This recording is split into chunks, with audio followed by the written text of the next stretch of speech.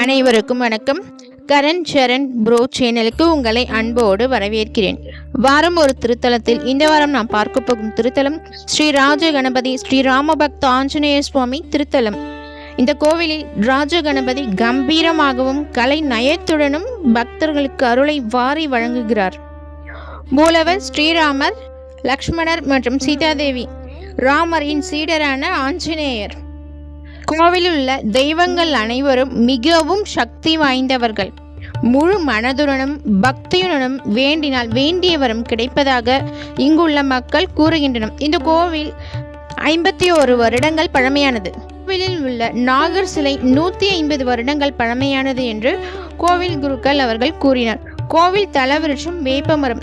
மரத்தின் அளவையும் நாகர் சிலைகளையும் பார்த்தாலே உங்களுக்கு தெரிந்துவிடும் எவ்வளவு பழமையானது என்று. சென்ற வருடம் பெய்த மழையின் காரணமாக மரத்தின் கிளைகள் அனைத்தும் விழுந்து முறிந்துவிட்டது. தினந்தோறும் பூஜைகள் நடைபெறுகிறது. சனிக்கிழமை மிகவும் சிறப்பான பூஜைகள் நடைபெறும்.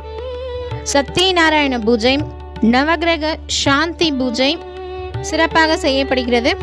ராம நவமி, அனுமன் ஜெயந்தி, ஊர் பண்டிகை போன்ற பண்டிகை தினங்களில் வெகு விமர்சையாக கொண்டாடப்படுகிறது. கோவில் இருப்பிடம் நாகவரபாளையம் மெயின் ரோட், சிவி ராமன் நகர், பெங்களூர் 560093.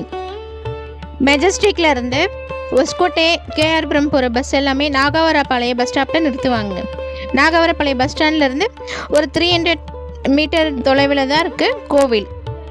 உள்ள 150 வருடங்கள் பழமையான நாக தேவதைகளுக்கு மக்கள் அவர்கள் கைகளாலேயே பால் மற்றும் தண்ணீரால் அபிஷேகம் செய்கின்றனர்.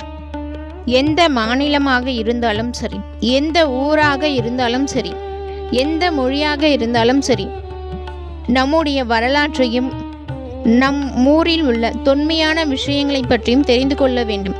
தெரிந்து கொள்வதோடு மட்டுமல்லாமல் தொன்மையானவற்றை பாதுகாக்க வேண்டும்.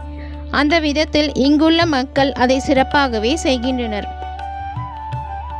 ஜெய் ஸ்ரீராம், ஜெய் ஸ்ரீராம், ஜெய் ஸ்ரீராம்.